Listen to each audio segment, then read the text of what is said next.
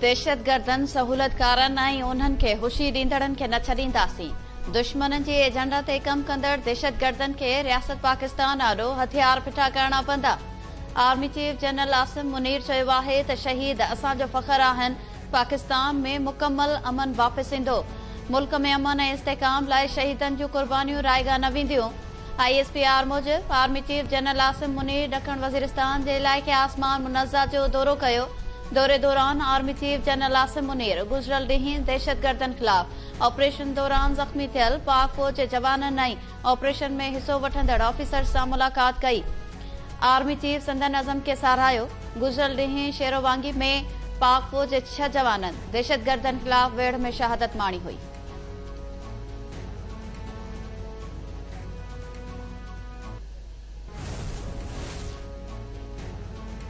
Sukkur police शहीद जान मोहम्मद मर कत्ल केस में 11 ॾींहं गुज़रण बावजूद का बि आगभराई करे न सघी। सखर पुलिस कातिल गिरफ़्तार न करे सघी। पुलिस रुगो 3 सहूलतकारनि खे गिरफ़्तार करे आरामी बणियल। ह्यूमन राइट्स कमीशन शहीद जान मोहम्मद मर कत्ल केस जो नोटिस वरितो। सखर पहुची फरियादी करमुल्लाह मर ऐं अखियुनि ॾिठनि शाहिदनि जा बयान कलमबंद करे वरिता। केस जी जांच ऑफिसर इंस्पेक्टर मुस्लिम शेख जो बयान बे रिकॉर्ड। शहीद जान मोहम्मद महर जे भाउ ऐं केस जे फरियादी करमुल्लाह महर कमीशन खे ख़दशनि खां आगाह करे छॾियो। कमीशन शहीद जान मोहम्मद महर जे वारसनि खे तहफ़ुज़ फराहम करण लाइ मुकमिल सिक्योरिटी ॾियण लाइ बि ख़त लिखी छॾियो।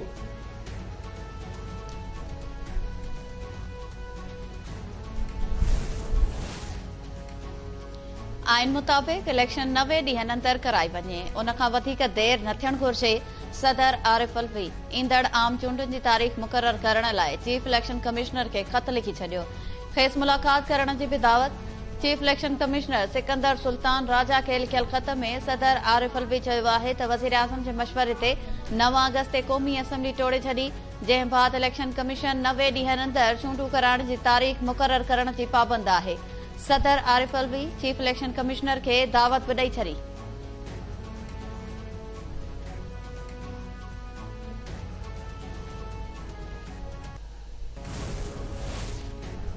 इलेक्शन कमीशन पारां ईंदड़ आम चूंडुनि लाइ सियासी पार्टियुनि सां सलाह मशवरनि जो फ़ैसिलो। चीफ इलेक्शन कमिश्नर सियासी पार्टियुनि जे सरबराहनि खे ख़त लिखी मुलाक़ात जी दावत ॾेई छॾी।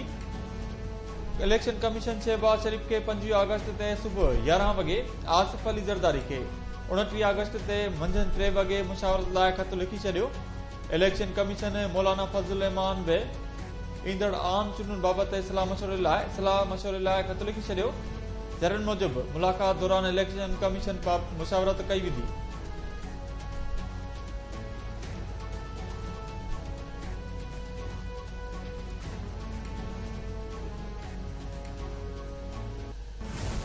अल्लाह के फजल से न हम इनकी इन बदनुमा और असफल साफिलीन में रहने वाले जो खुदकुश हमलावर हैं उनसे हम डरते हैं। और पाकिस्तान कतअन किसी सूरत में रेडिकलाइजेशन के सामने, एक्सट्रीमिज्म के सामने, इनटॉलरेंस के सामने सरेंडर नहीं करेगा। Surrender is not an option.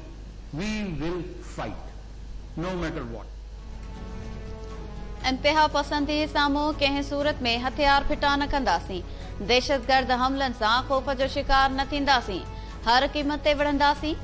निगरान वज़ीर आज़म अनवारुल हक काकड़ चयो आहे त ख़ारजियुनि लाइ खुलियल पैगाम आहे त उहे डिघे अरसे ताईं नथा विढ़ी सघनि। हीउ असांजो घरु आहे। दहशतगर्दनि सां विढ़ंदा रहंदासीं।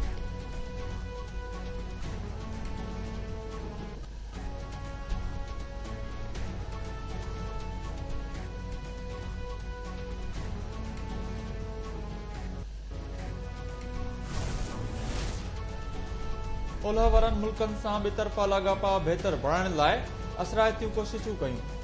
पेटफ जी गिरियल लिस्ट मां पाकिस्तान जो नालो निकिरण सां वापार ऐं सीड़प जा मौक़िया वधिया।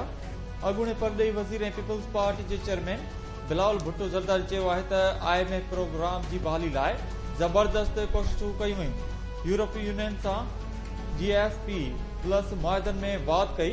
गुज़िरियल इतिहादी हुकूमत दौरान दोस्त मुल्कनि सां लाॻापनि खे वधीक मज़बूत करण वारियूं कोशिशूं कामयाब थियूं।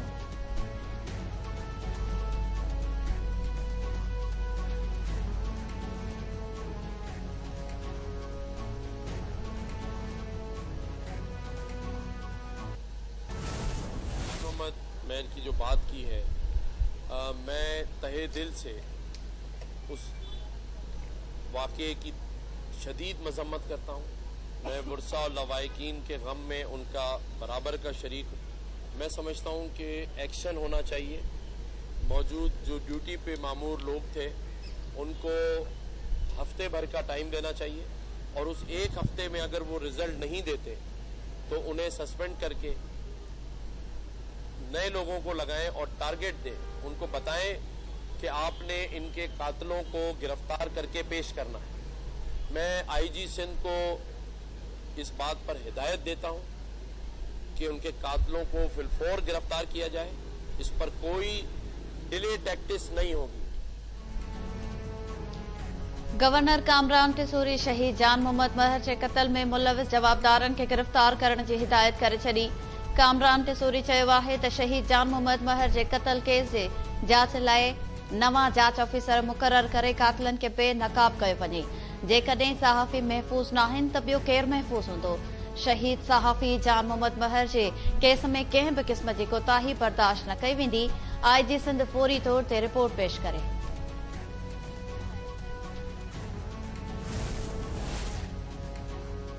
शहीद जान मोहम्मद महर जो वाक़ियो हुजे या फातिमा फरोलो वारो, पीपल्स पार्टी ख़ामोश न वेंदी।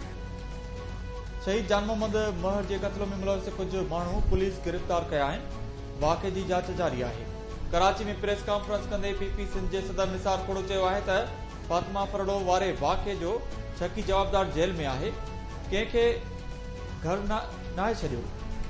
जवाबदार लाकअप में है। असां असद शाह सां हमदर्दी जो इज़हार नाहे कयो। जवाबदार के कैफ़रे किरदार ताईं पहुचण घुर्जे। निगरान वज़ीर आज़म ख़ातिरी कराई है त तरक़ियाती मंसूबा बंद न कंदा।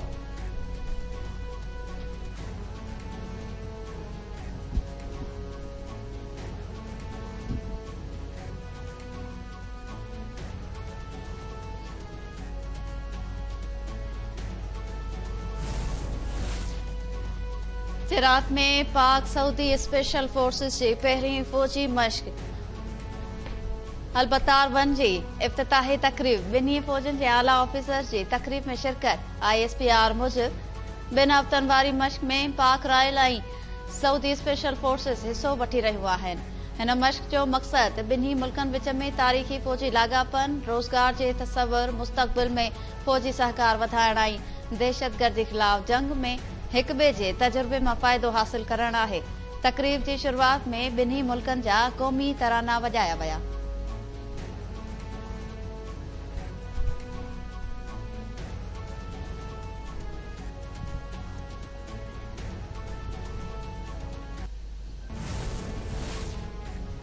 ट्रायल कोर्ट के फैसले में गलतियों आहिनि। हाई कोर्ट कुछ न कयो त पोइ सुप्रीम कोर्ट फैसलो कंदी।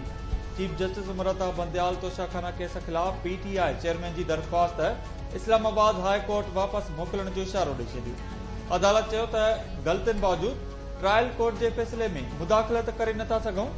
जस्टिस जमाल मुंदो ख़ैल रिमार्क ॾींदे चयो त फैसलनि ते एतिराज़ पारियो। हाई कोर्ट ते न ॿी धुर खे ॿुधण खां सवाइ फैसलो कीअं मुअतल करे सघूं था।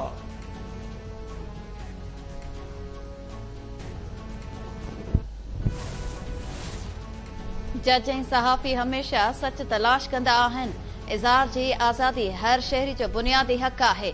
मुस्बत सहाबत सां मुआशरे ते सुठो तासुर क़ाइमु थींदो आहे। इस्लामाबाद में तकरीब के ख़िताब कंदे सुप्रीम कोर्ट के नामज़द चीफ जस्टिस काज़ी फ़ाइज़ ईसा चयो त राय मुख़्तलिफ़ थी सघे थी पर हमेशा सच साॻियो रहंदो आहे। मीडिया जो बुनियादी मक़सद दुरुस्त ॼाण अवाम ताईं पहुचाइण आहे। इंसाफ़ सच की बुनियाद ते थींदो आहे। ज़िम्मेवाराणी सहाफ़त वक़्त की ज़रूरत आहे।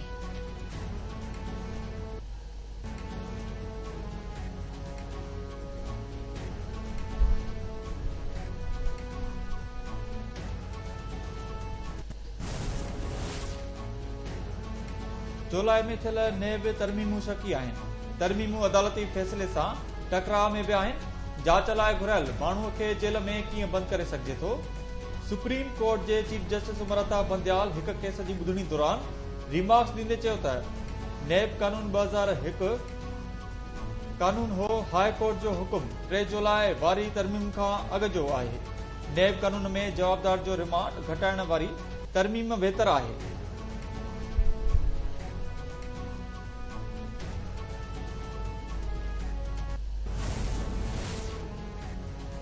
अदालत पीटीआई चेयरमैन के जिन्ना हाउस हमले केस में गिरफ्तार करण की इजाजत ॾेई छॾी।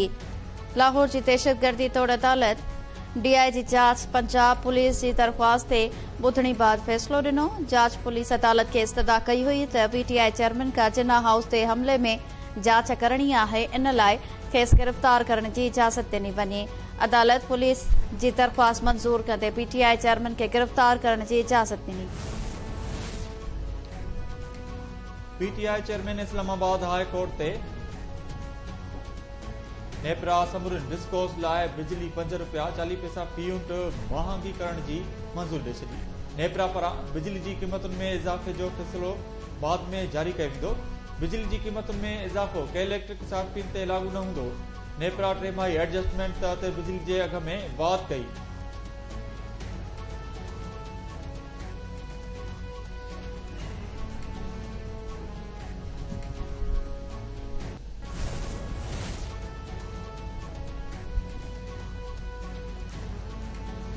राणीपुर के पेराणी हवेली में कतल थियल निंगरी फातिमा फरड़ो के वारसन के पुलिस पारां खंभण की कोशिश।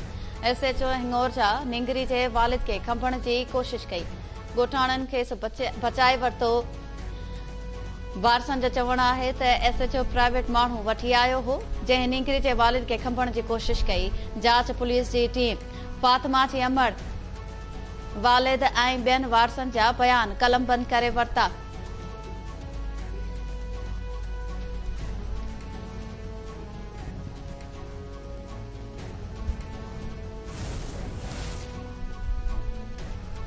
केटीएन न्यूज़ ऐं कावत सखर के ब्यूरो चीफ शहीद जान मोहम्मद मर के कातिलन की गिरफ्तारी लाइ एहतजाज जो सिलसिलो जारी। सखर में चांडिया वेलफेयर एसोसिएशन ऐं सिविल सोसाइटी पारां प्रेस क्लब आॾो एहतजाजी मुज़ाहिरो कयो वियो, जेका बाद में पीपी शहीद भुट्टो पारां शहीद जान मोहम्मद मर ऐं निंगरी फातिमा फरड़ो के कातिलन की गिरफ्तारी लाइ एहतजाज कयो। अॻुवाणनि चयो त शहीद जान मोहम्मद मर के मुख्य कातिलन ऐं निंगरी फातिमा के कातिलन के मुंतकी अंजाम ताईं पहुचाए वञे। सिंध हाई कोर्ट व्याज के कुधे कारोबार में मुलविस माण्हुनि खिलाफ क्रैकडाउन जो हुक्म ॾेई छॾियो। अदालत आईजी सिंध ऐं सूबाई घरू खाते के व्याज घोरनि खिलाफ कार्रवाई करे 26 सितंबर ताईं रिपोर्ट अदालत में पेश करण की हिदायत।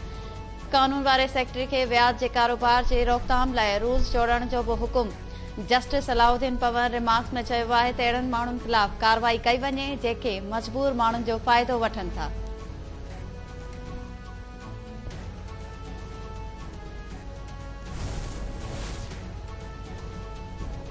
अदालती मनानामे बावजूद सिंध में पुराने तारीख़ुनि में बर्तन जा आर्डर जारी थियण जो इंकशाफ।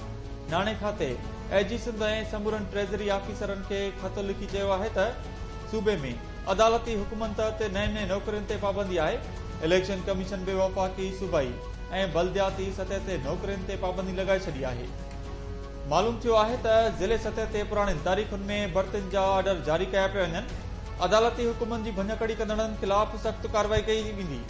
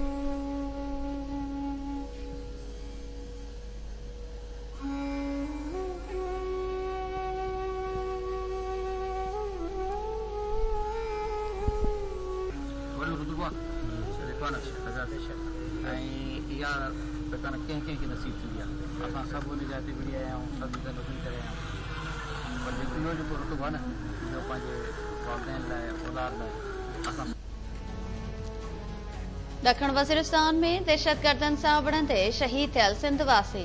ॿिनि फ़ौजी जवाननि जी अपाणनि इलाइक़नि में फ़ौजी एहसास सां तदबीन। सेठार जा वासी फौजी जवान शाहनवाज़ डेपर जो मढ़ ॻोठ ख़ैर मोहम्मद डेपर में फौजी एजाज़ सां मिटी मां हवाले कयो वियो। कानपुर महर वासी फौजी जवान जीअं मंगी जे मढ़ जी बि ॻोठ गुलबहार मंगी में फौजी एजाज़ सां तदफीन। शहीदनि जी जनाज़े नमाज़ में फौजी ऑफिसर्स ऐं इलाइक़े जे माण्हुनि जी वॾे अंग में शिरकत, सलामी बि ॾिनी वई।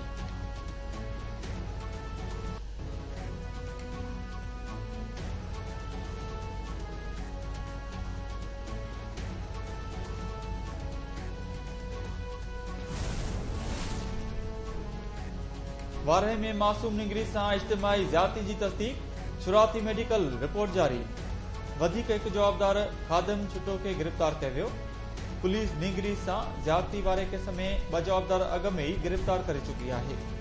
मेडिकल ऑफिसर जो चवणु आहे त इब्तिदाई रिपोर्ट में निगरी सां जिनसी ॾाढे जी तस्दीक थी आहे।